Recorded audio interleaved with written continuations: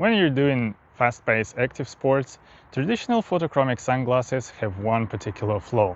It takes a little bit too long to transition when you come from a shade to a bright sunlight. And to mitigate these issues, many companies started to introduce electronic photochromic lenses that can transition within half a second.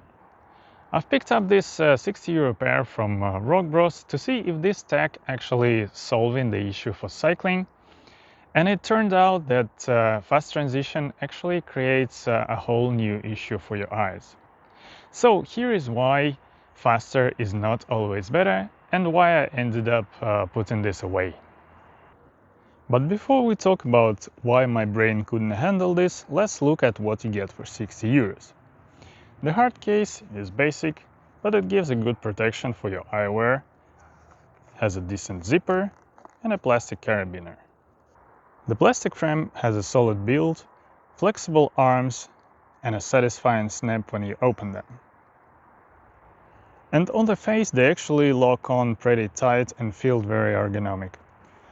I tried to shake my head, jumped around, no sleeping, no painful hot spots, and the peripheral was very clear.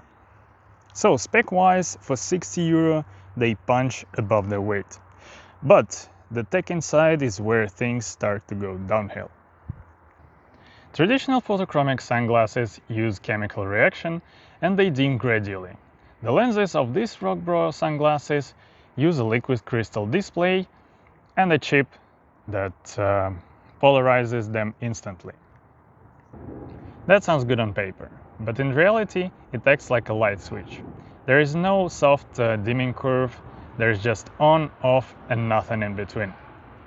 When I've used them on downhill track or on a tree-lined roads where the light is flickering through the canopy, the sensor is freaking out and it gives you an endless amount of transition from light to dark.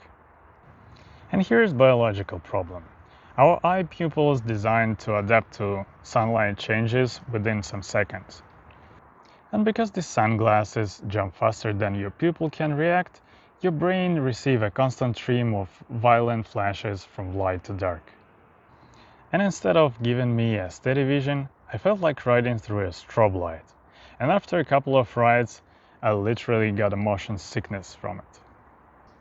This experiment showed me that we don't actually need instant photochromic sunglasses. Instead, it would be nice to have lenses capable of doing a transition within 3 to 5 seconds to mirror our eye pupil reaction time.